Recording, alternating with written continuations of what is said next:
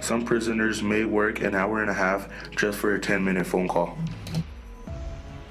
I don't think I could. I think that talking to people that are important to me really matters in my life, and it's something I do regularly. So if I had to work an hour and a half to talk to them for 10 minutes isn't enough for me to get through, like, past how's the weather in my family. So to have to work an hour and a half, I'd be working all week, and I don't think I would have the time to make the phone call that I would want to make. I think that I would probably feel very frustrated and angry and upset and feel like that's not an equivalent amount of work to justify only 10 minutes of a phone call.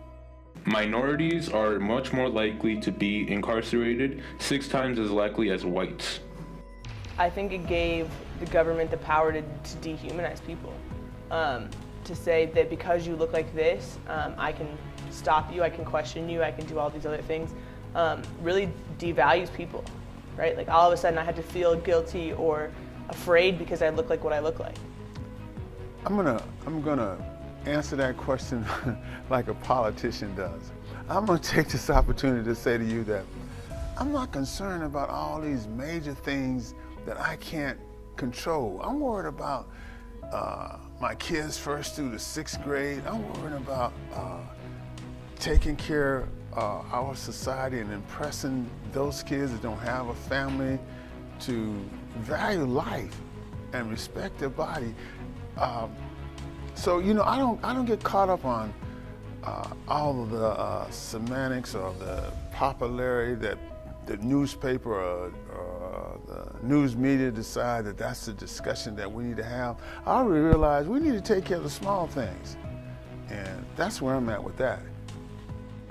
Yeah, I am familiar with it. I think the point of SB 1070 was to have local law enforcement do the job of what federal law enforcement should be doing, and to try to target people in situations where they wouldn't normally be targeted. So looking for people in something like a traffic stop, which doesn't have any influence or bearing on their immigration status, was just trying to get local law enforcement who's just trying to do things like keep the roads safe and keep people from violating traffic laws, and having them now start looking into immigration status and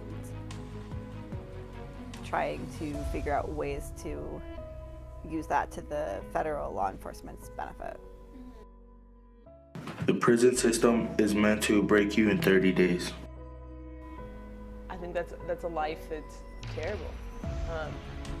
If I've been sentenced, that means I made it all the way through the criminal justice system. And that means somewhere else I've been done wrong. Whether that be a lawyer, a jury, whatever it may be, that something didn't work the way it was supposed to. And knowing that I would have to spend a certain amount of time in jail. We've talked about that the prisons are meant to break you in 30 days.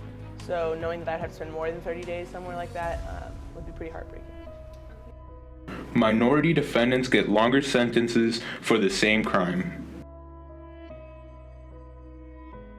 So, it's a two-way street. They're not respecting the authority, and the other person that's sitting there in the car or standing next to the car, they just need to be a little bit more respectful. I think we would avoid killing.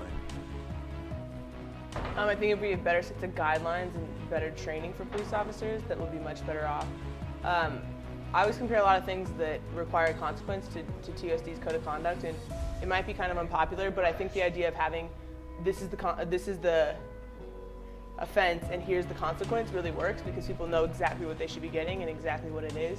So if we say this is the traffic pullover is this, here's what the consequence is, or if failure to listen, this is exactly what the consequence is, and if we can follow through with that, I think it really works. America is now the world's leader in incarceration. I think shooting a person when I feel threatened is like the extreme, right? That there are all these things up until that point that we can do to prevent that. I've never been in a situation that I felt that threatened, that was my initial reaction. So I can't speak for people that maybe have, but I know that I don't ever like to let myself get to that extreme, right? Like I'm gonna do things like walk away, I'm gonna do call for help, whatever else may be, before I whip out a gun and start shooting at people. I guess because it's a psychological thing, man. you do me, I'm going to do you before you do me. And I think it's necessary that we try to avoid all of that. And no, I don't think we should. No, I don't think. But for those that do kill somebody because of whatever they're going through, because we're not perfect. We all have issues, and we need to take our turn in trying to prevent that. Though 30% of the U.S. population is made up of colored people, 60% of those are imprisoned.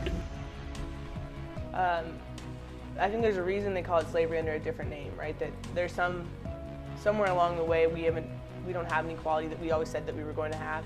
I don't know if I want to call it Jim Crow. That seems a little aggressive for me, but I do know that inequality still exists. And I think that was the point of Jim Crow. Yeah, I do think that. I think it's pretty evident in a lot of our public school systems now, and that we're not funded in a way that is equitable. So we might receive equal funding in that everyone receives the same amount, but when you look across socioeconomic and especially racial and ethnic lines, racial and ethnic schools with high minority populations are significantly poorer than schools that don't have high minority populations. And so because of that, the equal funding doesn't end up equitable.